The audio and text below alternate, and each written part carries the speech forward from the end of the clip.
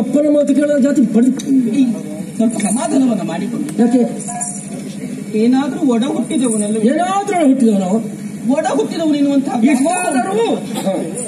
ಒಡ ಹುಟ್ಟಿದವ ವ್ಯಾಮೋಹ ನನಗುಂಟು. ಅದಕ್ಕೆ ಕತ್ತಿಯನ್ನು ಎತ್ತಬಾರದು, ಕೊಲ್ಲ ಕೂಡ ನಾನು ಆಯುಧ ಎತ್ತಿದ್ದು ಕೊಲ್ಲುವುದಕ್ಕೆಂಬ ಸಂಕಲ್ಪದಿಂದ. ಆದ್ರೆ ಒಂದು ವಿಚಾರ, ಸಂಕಲ್ಪ ಸುಳ್ಳಾಗು ಕೂಡ ಸಂಕಲ್ಪ ಸುಳ್ಳಾಗಬಾರದು, ಅದಕ್ಕೆ ಜೀವ ಹೋಗಬಾರದು.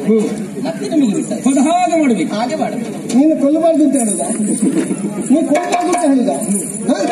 ಕೊಲ್ಲಬಾರ್ದು ಅಂತ ಹೇಳುದು? ಹೌದು. ನೀ ಗಂಟೆ ಮಗಾದ್ರೆ ಕೊಲ್ಲ, ಗಂಡು ಮಗಾದ್ರೆ ಕೊಲ್ಲ. ನೀವು ಕೊಳ್ಳಬೇಡಿ. ಅಲ್ಲ, ಅವ ಹೇಳಿದ್ದೆಲ್ಲ ಉತ್ತರ ಉಂಟು. ನೀ ಗಂಡು ಮಗ ಆದ್ರೆ ಕೊಲ್ಲ. ನೀ ಕೊಲ್ಲು. ಅಲ್ಲ, ಅದು ಅರ್ಥ ಹೇಳ್ತೇನೆ. ಕೊಲ್ಲು. ನಿನ್ನ ಭಾಷೆ ನನಗೂ ಸಾಯುವುದು ಹೇಗೆ ಅಂತ ನೋಡ್ಬೇಕು ಅಂತ ಉಂಟು. ಬೇಡ, ನನಗೂ ಸಾಯುವುದು ಹೇಗೆ ಅಂತ ಕೊಲ್ಲಲೇಬೇಕಲ್ವ? ನೀ ಕೊಲ್ಬೇಡ ಅಂತ ಹೇಳಿದ್ದು ಹೌದಲ್ಲ? ಹೌದು. ಹಾಗಿದ್ರೆ ಕೊಲ್ಲು. ನೆಕ್ಕಿನ ಮುಳಿನ ಜಾತಿ ಅವ. ಒಮ್ಮೆಲೆ ಸಾಯಬಾರದು, ದಿನ ಸಾಯ್ಬೇಕು. ಹೌದು, ಹಾಗೆ ಮಾಡಬೇಕು. ಯಾವ ಕಾಲಕ್ಕೆ ಇವಳು ಕೊಲ್ಲ ಕೂಡ ಎನ್ನುವ ಹಾಗೆ ಆಡಿದಳು. ಒಮ್ಮೆಲೆ ಸಾಯಬಾರ್ದು ಅಂತ ಹೇಳಿದ್ರೆ ದಿನಂಪ್ರತಿ ನಿನ್ನ ಭಾಷೆ ನಿನ್ನ ಅದು ಒಮ್ಮೆಲೆ ಸಾಯಬಾರ್ದು ಅಂತಲೇ ನಿನ್ನನ್ನು ಕಟ್ಟಿಕೊಂಡದ್ದು. ಹೌದಪ್ಪ. ಹೆಂಡತಿ ಅಂತ ಹೇಳಿದ್ರೆ ಗಂಡನನ್ನು ದಿನ ಕೊಲ್ಲುವವಳು ಅಂತ ಲೆಕ್ಕ. ಕ್ರಮ ಹಾಗೆ ಸ್ವಲ್ಪ ಕೊಲ್ಲುವಳು. ಆದ್ರೆ ಒಂದು ನಾನು ದಿನ ಬದುಕಿಸುವವನು ಅಂತ. ಎಲ್ಲಿದ್ದೀಯ?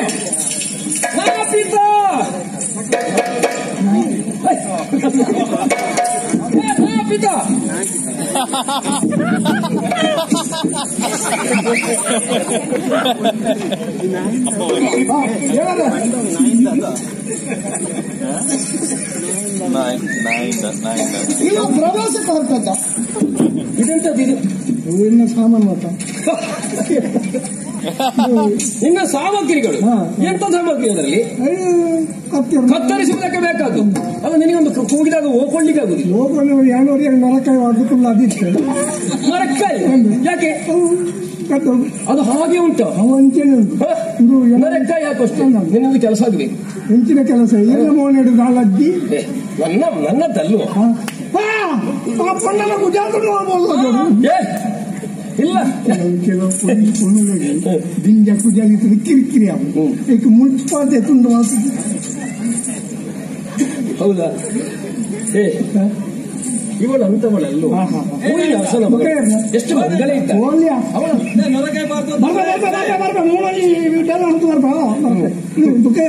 ಓ, ಈ ಕಡೆ ಬೈತ ನೋಡು. ಸರಿ ಹುಡ್ತಾಗ್ತದ. ಯಾರು ಪರಿಚಯ ಉಂಟು ನಿನಗೆ? ಸ್ವಲ್ಪ ಮಾತಾಡೋಣ. ನಿನ್ನ ಅಮ್ಮೆ ಇಲ್ಲಿ ಬಾ. ನಿನ್ನ ಭಾಷೆ ಬರ್ತದ ಅವನಿಗೆ. ನಾನೇ ಗೊತ್ತಿದ್ದೇನೆ. ಎಂಟಿಗೆ ಫಲ ವಾರದವರ ಒಟ್ಟಾಪ ಕೂಟ ಎಲ್ಲಿ?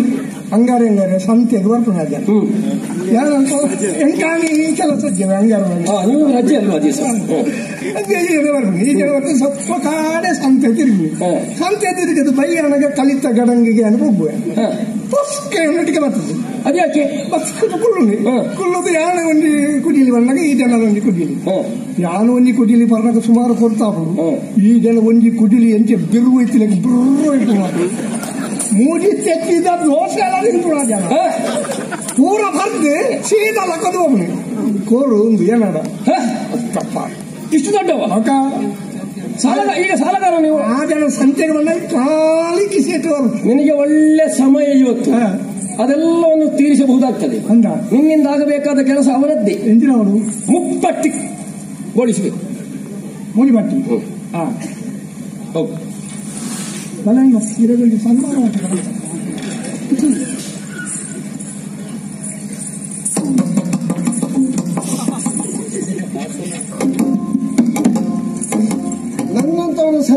ಅದು ಈಗ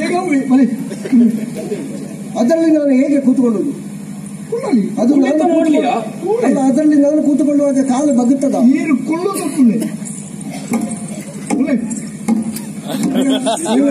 ಆಯ್ತಾ? ಒಂದು ಮರದ ದಿಲ್ಲಿ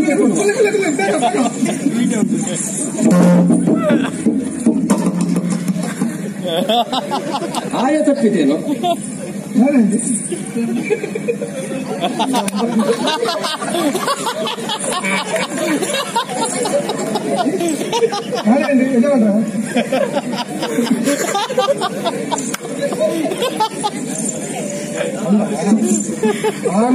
ದೊಂಬು ಯಾರವ ನನ್ನ ಮಗನ ಕೂತ್ಕೊಳ್ಳುವುದನ್ನು ಗಮನಿಸಿದ್ದಾರೆ? ಯಾನಿದೆ ನಾನೇ ದೊಂಬು ಇರ್ನ ಮೋನೆಗೆ ಹಾಕೊಂಡು ನೀನು ಅದನ್ನು ಅಲ್ಲಿ ಇಡುವಾಗ ನನಗೆ ಗೊತ್ತಾಗಿಲ್ಲ ಬಿಸಿಲು ತಾಗ್ತದೆ ಅಂತ. ಎತ್ತಕೊಳ್ಳಿ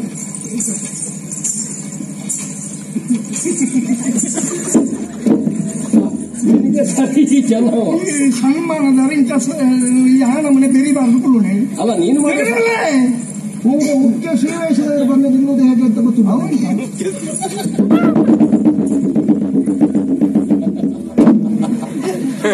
ಮತ್ತೆ ನಾನು ಕೂತ್ರೆ ನಿನಗೆ ಅಸಭ್ಯ ಕಾರಣ ಶ್ರೀವೇಶ್ವರ ಮಾತ್ರ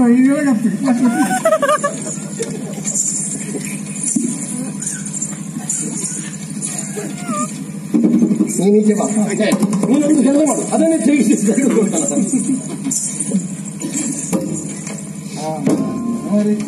ಮತ್ತೆ ನೋಡು ನೋಡು ಕಾರ್ಮಿಕವಾಡ ಅದು ನನ್ನದೇ ಕಾಲು, ನನ್ನ ಕಾಲ ಮೇಲೆ ಹಾಕಿ ಇದಕ್ಕೆ ಸನ್ಮಾನಗೊಂಡು ಎಡ್ಡೆ ಶಾಲದ ಅದು ಯಾರದ್ದ?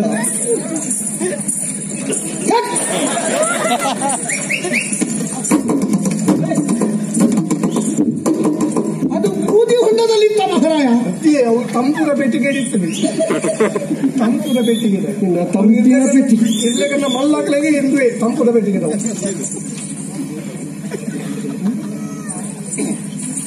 ಅಯ್ಯೋ ನನ್ನ ಮರ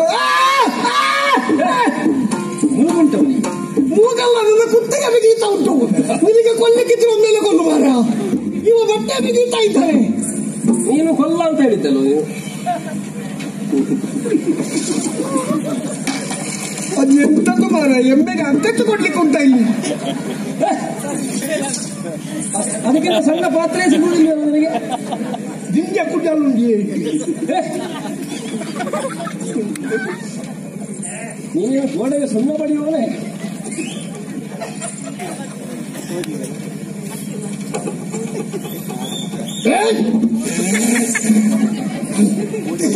ನಿನಗೆ ಕೂತುಕೊಳ್ಳಿಕ್ಕೆ ನನ್ನ ತೊಡೆಯ ಎಲ್ಲಿ ಕುಳಿತುಕೊಳ್ಳಬೇಕು ಅಂತ ಸ್ಥಳ ತೋರಿಸ್ತಾನೆ. ಆಯ್ತಾ ನನಗೆ ಎಂತದ್ದು ಮಾರಾಯ ಮುಕ್ಕಿರಿ. ನೀನು ದೊಡ್ಡವರ ಮನೆಯ ತೋಟಗಾರಿಕೆಯಲ್ಲಿದ್ಯಾ?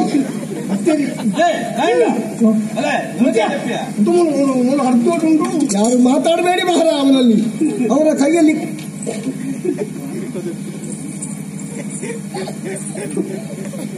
ಕಿರೀಟ ಬೇಸೆ. ಅಯ್ಯೋ, ಮಾನಧನವಾಗಿ ಒಂದು ಕಿರೀಟವನ್ನೂ ಇಡ್ಲಿಕ್ಕೆ ಬಿಡುವುದಿಲ್ಲ ಅಲ್ಲ.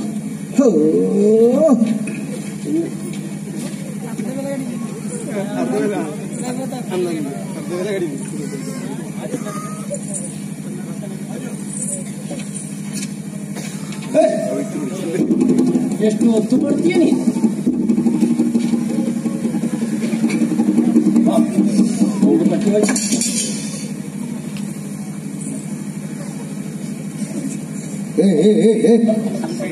ಏನು ಮಾರೆ ಅದನ್ನೆಲ್ಲ ತೋರಿಸಿದ್ದೇನೆ. ತಲೆಯಲ್ಲಿ ಇರ್ತದ ಯಾವ ನಿನ್ನ ತಲೆಯಲ್ಲಿ ತೋರಿಸುದು? ಆಂಜನೇಯನ ನಿಜವಾದ ತಲೆ ಇಟ್ಟು ಪೇಳುತ್ತಾರೆ ಕೂಡ. ಈ ಜನ ಓಲ ಪೇಲಿತ್ತು ನೋಡಿ ಹಾಗೆ ಹಾಗೆ ಆಗುದು. ಅದೆಲ್ಲಿಂದ ಬಂತದ್ದು? ಎಂತದ್ದು ಮಾರೆ ಅದು?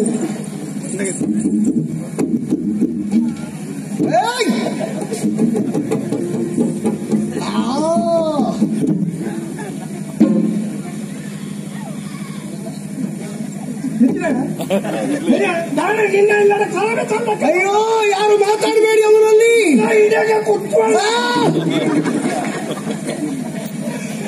ತೀರ್ನ ಕುತ್ತು ಅಂತ ಹೇಳಿದ್ರೆ ನಾ ತೀರಿ ಹೋಗ್ತೇನೆ ಮಾರಲ್ಲಿ.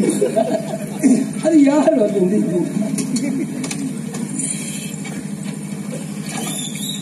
ಓ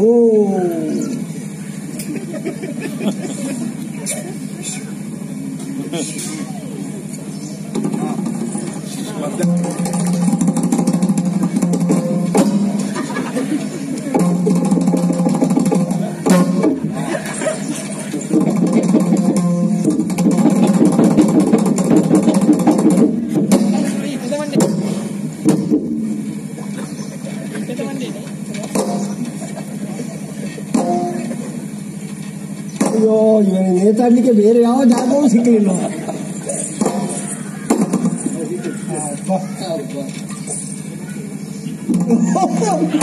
ನಾನು ತಣ್ಣೀರು ಹಾಕುವುದಿಲ್ಲ ಮಾರೇ ತಲೆಗೆ.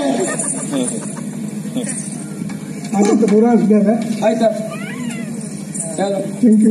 ಈಗ ನಿನ್ನ ಎದೆ ಬಟ್ಟೆ ಬಿಚ್ಚು ಪಾಪಿ ಮಾತ್ರ ಬರ್ತದೆ ಮಾರ.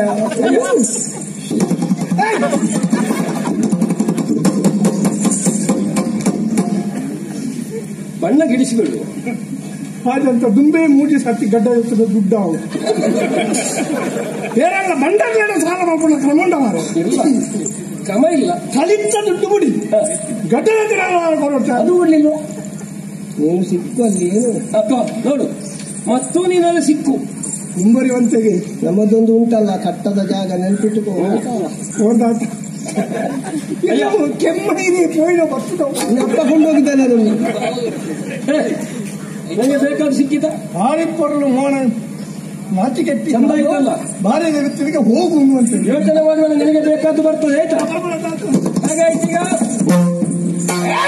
ಏನು ಮುಂಡರಿ ಖಾತದ ಕೊಂಡು ಬಾರನೆ ತಂಗಿಯನು ಮಂಡಿನವ ಬಗೆರೆಂದು ರುಕ್ಮರು ಭೋಜ ಘಟಕದಲ್ಲಿ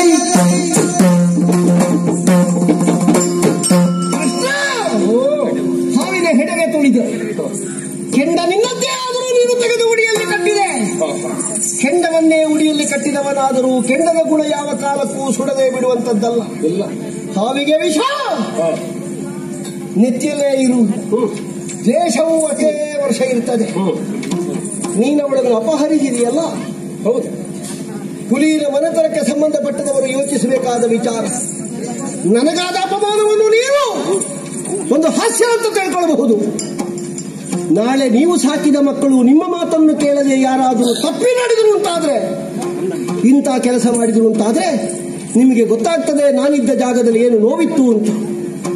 ದಯಮಾಡಿ ಹೆಣ್ಮಕ್ಕಳಿಗೆ ತುಂಬಾ ಕಲಿಸಬೇಡಿ, ಹದಾದಲ್ಲಿ ಕಲಿಸಿ ಒಳ್ಳೆ ಗಂಡು ನೋಡಿ ಕೊಟ್ಟುಬಿಡಿ.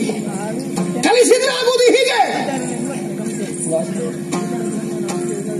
ಕೃಷ್ಣ, ಏನು ರೂಪ, ನೀನು ನನ್ನದ್ದು ಬೋಳಿಸಿದ್ದರಿಂದ ಗೊತ್ತಾಯಿತು. ಹೇಗೆ ನೀನು ಏನು ಮಾಡಲಿಕ್ಕೆ ಆಗದೇ ಇದ್ರು ಬೋಳಿಸಿ ಆದ್ರೂ ಅವಳ ಹೊಟ್ಟೆ ತುಂಬಿಸುವಿ ಅಂತ ನೆನಪಿಟ್ಟುಕೋ. ಒಂದಲ್ಲ ಒಂದು ದಿವಸ ನಾನು ಪೂರ್ಣವಾದ ಸಾಧನೆಯಲ್ಲಿ ಬಂದು ನಿನ್ನನ್ನು ಸೋಲಿಸಲಿಲ್ಲ. ನಾನು ರುಕ್ಮನಲ್ಲ, ನಾನು ಬೋಳಿಸಿಯಲ್ಲಿ ಮತ್ತೆ ಬೆಳೆಯುವುದಿಲ್ಲ. ನೋಡುವ. ಭೋಜ ಕಟಕವನ್ನು ಸೇರಿ ಪ್ರಭು ಪರಮೇಶ್ವರನ ತಪ ಸ್ವೀಕರಿಸಿ 3 ಕಣ್ಣಿನವರ ಆಶೀರ್ವಾದ ಪಡೆದು ನಿನಗೆ ಸಟ್ಟು ಹೊಡೆದು ನಿಲ್ಲಿಲ್ಲ. ನಾ ಗಂಡು ಮಗನಲ್ಲ, ನೆನಪಿಟ್ಟುಕೋ. ಆದಿತ್ತು ತೆಕೊಂಡು ಬಾ, ಎಷ್ಟು ಬೇಕಷ್ಟು ತೆಕೊಂಡು ಬಾ. ಕೇಳಿದ್ಯಾ? ಊರಿಗೆ ಹೋಗುವುದಿಲ್ಲ. ಈಶ್ವರನ ಅನುಗ್ರಹದಿಂದ ಬೇಕಾದ್ದನ್ನು ಪಡೆಯುತ್ತೇನೆ. ಶಂಕರ ದೇವರ ಅನುಗ್ರಹದಿಂದ ಬಂದುದನ್ನು ಹೇಗೆ ನಿಷ್ಫಲಗೊಳಿಸಬೇಕು ಅಂತ ನನಗೆ ಚೆನ್ನಾಗಿ ಗೊತ್ತು. ಈಗ ನಾವು ಊರನ್ನು ಸೇರಬೇಕಾಗಿದೆ. ನಿನ್ನಯ್ಯನಿಗೆ ವಿಷಯ ತಿಳಿಸಿ ಬಾ.